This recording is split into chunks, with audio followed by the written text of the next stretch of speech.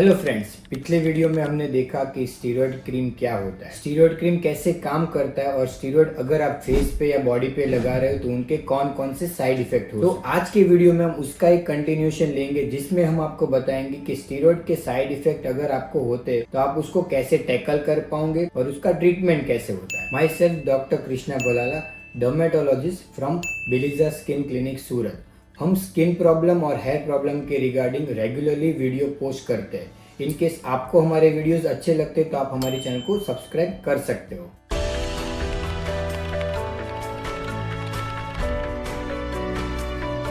अभी हमने last video में देखा कि स्टीरॉयड क्रीम लगाने से काफी सारे साइड इफेक्ट्स होते हैं, क्योंकि उसके कुछ साइड इफेक्ट है। इसकी वजह से आपको समहाउ स्टीरॉयड क्रीम बंद करनी चाहिए। स्क्रीन पे दिए गए क्रीम जो है उसमें स्टीरॉयड है जो आपको बिल्कुल भी लगाना नहीं चाहिए। अभी जैसे आप स्टीरॉयड क्रीम बंद करोगे उसके बाद स्टीरॉयड विड्रॉल सिम्टम्स यानी स्टीरॉयड लगाने के बाद जो इमरजेंसी सिम्टम्स है वो बाहर निकल कर आ जाते हैं और उसको कैसे ट्रीट करना है आज के वीडियो में मैं पूरा ये डिटेल में आपको समझाऊंगा। अगर आप स्टीरॉयड क्रीम लगा रहे हो और आप डॉक्टर के पास जाओगे, जैसे आपको बताएंगे कि आप स्टीरॉयड क्रीम यूज करना है, सबसे पहले डॉक्टर का काम है कि आपको स्टीरॉयड क्रीम बंद करो। अगर आप स्टीरॉयड क्रीम तुरंत बंद कर दोगे तो जो भी हमने साइड इफेक्ट बोले वो उभर कर वापिस आ सकते हैं। अगर आप भी कोई स्टीरॉयड क्रीम फेस पे लगा रहे हो फॉर पिंपल्स, डार्क स्पॉट या जो मेलाज्मा है उसके लिए, तो डॉक्टर के पास आप जाओगे तो एक डर्मेटोलॉजिस्ट का काम है कि आपको बताए कि इसमें स्टीरॉयड है और उसको तुरंत स्टॉप करना चाहिए। अगर आप स्टीरॉयड क्रीम बंद करोगे तो आपको भी डर रहेगा कि जो मुझे पहले था वैसा सिचुएशन वापस हो सकता है। बट एज ए डर्मेटोलॉजिस्ट, डर्मेट आपको कंसल्ट करके आपको एक मोटिवेशन देंगे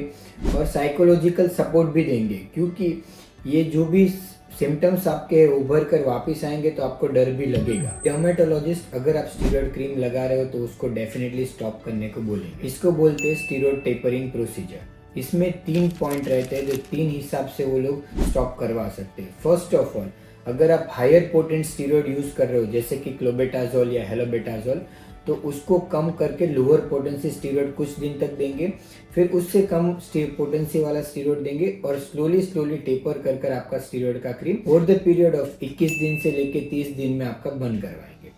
सेकेंड रहता है कि अगर आप मीडियम पोटेंसी स्टीरॉयड यूज कर रहे हो तो हो सकता है कि आपके डॉक्टर्स पहले आपको हफ्ते में 3 दिन लगाने को बोलेंगे, फिर 2 दिन लगाने को बोलेंगे और फिर हफ्ते में 1 दिन बोलेंगे। इसको भी स्टीरॉयड टेपरिंग प्रोसीजर बोलते हैं। और last but not the least, third method ये है कि आप अगर बहुत ही कम दिनों से स्टीरॉयड यूज कर रहे हो तो हो सकता है आपके डॉक्टर तुरंत ही आपका स्टीरॉयड क्रीम बंद करवा देंगे और हो सकता है डोज के हिसाब से आपको 5 दिन या 10 दिन तक ओरल स्टीरॉयड देंगे। अभी काफी पेशेंट का डर रहता है कि ओरल स्टीरॉयड बहुत ही साइड इफेक्ट करते हैं, बट फ्रेंड्स ऐसा बिल्कुल भी नहीं है। जो हमारी बॉडी रहती है वो भी कुछ अमाउंट में स्टीरॉयड बनाती है हमको सर्वाइव करने के लिए।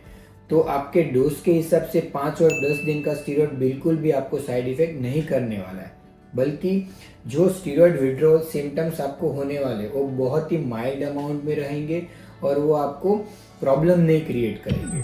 अभी जो लो पावर स्टीरॉयड रहता है वो बेसिकली एज अ डर्मेट हम भी काफ़ी पेशेंट को देते हैं, बट कुछ स्किन के प्रॉब्लम जैसे कि एलर्जी आपको हुआ या फिर रिएक्शन आपको हुआ तो वही कंडीशन में हम प्रिस्क्राइब करते हैं। हम कभी भी मीडियम पावर स्टीरॉयड या हाई पावर स्टीरॉयड कभी भी चेहरे पे एडवाइस नहीं करते। तो आपको ये सिम्टम्स ध्यान में रखने का है और स्टीरॉयड की क्रीम कभी भी आपके फेस पे नहीं लगाना है। हाई पावर और मीडियम पावर जो स्टीरॉयड रहता है वो नॉर्मली हम बॉडी पे, जैसे कि आपको एक्जिमा है या सोरियासिस है या लाइकन प्लेनस ऐसी कोई कंडीशन है तो पैर पे या हाथ पे, वहाँ पे आप हाई पावर स्टीरॉयड डर्मेट आपको प्रिस्क्राइब कर सकता है। तो आपको वो भी प्रॉपर ड्यूरेशन यानी थोड़े समय तक ही यूज करना है डर्मेट के गाइडलाइंस के हिसाब से। अगर आप हाई पावर या मीडियम पावर स्टीरॉयड फेस पे लगा रहे हो तो हो सकता है कि उसको स्टॉप करने के बाद स्टीरॉयड विड्रॉल सिम्टम्स आए, यानी आपके फेस पे रेडनेस आ सकती है, स्वेलिंग हो सकती है या फिर इचिंग, बर्निंग और सनलाइट में फोटो सेंसिटिविटी भी हो सकती है और कुछ केस में वो स्वेलिंग और वो आगे बढ़ के नेक तक भी जा सकता है। तो ये चीज़ भी हम आपको कुछ ऐसे टिप्स और ट्रिक्स बताएंगे जिसकी वजह से आप उसको कंट्रोल कर सकते हो और जैसे ही आपके ये इमरजेंसी सिम्टम्स ठीक हो जाएंगे उसके बाद आपके जो पुराने प्रॉब्लम्स है या हो सकता है कि आपके पिंपल्स या फिर छाइयाँ या फिर पिगमेंटेशन जिसकी वजह से आपने ये क्रीम स्टार्ट किया था वो उभर कर वापिस आएंगे। आपको फेस वॉश में ध्यान देना है और अच्छे से सनस्क्रीन लगाना है। अभी मॉइस्चराइज़र आपको कौन सा यूज़ करना है? आपको बहुत ही लाइट वेट मॉइस्चराइज़र यूज़ करना है जिसमें बहुत ज़्यादा आपके इंग्रेडिएंट्स ना हो, क्योंकि कोई भी इंग्रेडिएंट्स हो सकता है आपको इरिटेशन करे या बर्निंग भी आपको पहुंचा सकता है। तो जनरली हम सिर्फ विटामिन ई या एलोवेरा बेस आपको मॉइस्चराइज़र देंगे, जिसकी बदौलत आपकी स्किन को ठंडक मिलेगी और आपका रेडनेस है वो धीरे धीरे करके चला जाएगा। फेस वॉश में बेसिकली आपको क्लेंजर यूज़ करना है। आपको कोई भी सैलिसिलिक एसिड, ग्लाइकोलिक एसिड या लैक्टिक एसिड वाले जो फोमिंग फेस वॉश है वो 110% अवॉइड करना है, क्योंकि ये सब चीज़ भी आपकी स्किन को इरिटेशन कर सकती है और आपका विड्रॉल सिम्टम्स को बढ़ा सकती है। इसीलिए आपको जो नॉन फोमिंग फेस वॉश यानी क्लेंजर है वैसे क्लेंजर यूज़ करना है। तो बेसिकली आप सिटाइल अल्कोहल और sterile alcohol containing cleanser use कर सकते हो, जिसमें आप दिन में 2 से 3 बार क्लेंजर कीजिए ताकि आपके फेस को रिलीफ मिले।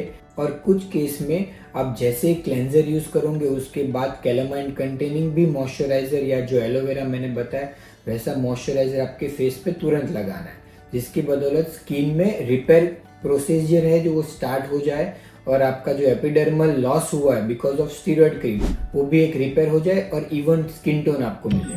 अभी इन केस आप बाहर जाओगे या फिर घर में आप स्टव के पास भी काम कर रहे हो तो उसकी जो गर्माहट रहती है उसकी वजह से भी काफ़ी पेशेंट में प्रॉब्लम ये रहता है कि सर हमारा फेस बहुत लाल हो जाता है, हमको खुजलीपन ज़्यादा होता है या फिर धूप में जाने के बाद जलन होता है। तो ये सब आपको ना हो इसके लिए कंपलसरी आपको सनस्क्रीन दिन में 2 बार लगाना है। जैसे आप मॉइस्चराइज़र अप्लाई करो उसके 10 मिनट के बाद सनस्क्रीन आपको अप्लाई करना है। सनस्क्रीन में भी हम बोलेंगे कि आप बहुत ही माइल्ड सनस्क्रीन यूज़ कीजिए जिसमें आपको बहुत सारे केमिकल ना हो। और फिजिकल सनस्क्रीन जैसे कि जिंक ऑक्साइड और टाइटेनियम डाइऑक्साइड जो सनस्क्रीन है वो भी आप यूज़ कर सकते हो। या फिर अगर आप प्लेन कैलामाइन भी यूज़ करोगे, अगर आप घर में रहने वाले तो प्लेन कैलामाइन क्रीम भी यूज़ करोगे तो कैलामाइन का भी एक सनस्क्रीन इफेक्ट रहता है, वो भी आपको SPF 15 तक आपको सन प्रोटेक्टिंग इफेक्ट दे सकता है। तो ये आपको सनस्क्रीन बिल्कुल भी लाइटली नहीं लेना है, क्योंकि अगर आप धूप में बाहर गए और आपका विड्रॉल सिम्टम्स और बढ़ जाएगा तो हो सकता है कि उसको ट्रीट करने के बाद फेस पे आपको टैनिंग हो जाए और डार्क स्पॉट्स भी हो सकते हैं। कुछ केस में even after using aloe vera cream या गुड मॉइस्चराइज़र या प्रॉपर केयर पेशेंट को ड्राइनेस की वजह से बहुत ज़्यादा ईचिंग होता है। अगर वो पेशेंट ने 5 या 6 महीने से या 2 साल से वो स्टीरॉयड क्रीम यूज़ कर रहा है तो उनकी स्किन काफ़ी एडिक्टिव हो चुकी है और उसकी वजह से ड्राइनेस काफ़ी लंबे समय तक चल सकती है। तो हम इनिशियली 10 या 15 दिन तक लिवोसेट्रिजिन या बिलास्टिन या सेट्रिजिन वैसे कोई ओरल टैबलेट्स भी आपको देंगे, जिसकी बदौलत ईचिंग नहीं होगा तो आपको डिस्कम्फर्ट भी नहीं होगा। और इनिशियल 7 से 10 दिन में जैसे ही आप स्टीरॉयड क्रीम बंद किया है तो आपका जो टोन है स्किन का वो थोड़ा अनइवन हो जाएगा। तो अनइवन स्किन टोन के लिए हम आपको ऐसी क्रीम देंगे जिसमें 1 या 2 ही डीपिगमेंटिंग मॉलिक्यूल है, क्योंकि काफ़ी सारी क्रीम रहती है जिसमें 5 या 10 डीपिगमेंटिंग क्रीम है। तो अगर आपने वो लगाया और उसके बाद आपको रिएक्शन हुआ या ड्राइनेस बढ़ गया तो हमको पता नहीं चलेगा कि कौन सा मॉलिक्यूल है वो आपकी स्किन को सूट नहीं कर रहा है। तो बेसिकली फ्रेंड्स इसमें सिर्फ हम कोजिक एसिड या फिर एलेंटन या लिकोराइक एक्सट्रैक्ट जो है वैसे कुछ माइल्डर मॉलिक्यूल देंगे जिससे आपका स्किन टोन बहुत ज़्यादा ना बिगड़े। क्योंकि आप स्टीरॉयड लंबे समय तक लगा रहे हैं तो बट ऑब्वियसली है कि आप पहले जैसा स्किन टोन का वैसा आपको रिकरेंस होने वाला है जो अभी तक स्टीरॉयड ने दबा के रखा था। तो उसको कुछ हद तक सही करने के लिए हम माइल्डर क्रीम अभी स्टार्ट करेंगे। फिर आपकी जैसे ही स्किन ये स्टीरॉयड विड्रॉल सिम्टम से बाहर आ जाएंगी हम फिर हायर जो डीपिगमेंटिंग मॉलिक्यूल है वो स्टार्ट करेंगे और आपका जो भी प्रॉब्लम था जैसे कि पिंपल्स है या पिगमेंटेशन है या मेलाज्मा है तो ये सभी चीज़ को ओवर द पीरियड ऑफ 6 महीने से लेके 12 महीने में उसको अच्छी तरीके से ट्रीट करेंगे, जिसमें आपको क्रीम्स भी रहेंगे, टैबलेट्स भी रहेंगे और हो सकता है 4 या 6 महीने के बाद आपके डर्मेटोलॉजिस्ट आपको पीलिंग या लेज़र थेरापी भी एडवाइस कर सकते हैं। बट इसके पहले 1 मंथ में आपकी स्किन को प्रॉपरली रिपेयर कर एक नॉर्मल स्किन बनाना बहुत ही ज़रूरी है, फिर जाके आगे का पूरा ट्रीटमेंट हम कर सकते हैं। आज के वीडियो में हमने कवर किया स्टीरॉयड विड्रॉल के इमरजेंसी सिम्टम्स। अभी नेक्स्ट वीडियो में हम कवर करेंगे लेट सिम्टम्स। सो फ्रेंड्स मिलते हैं अगले वीडियो में।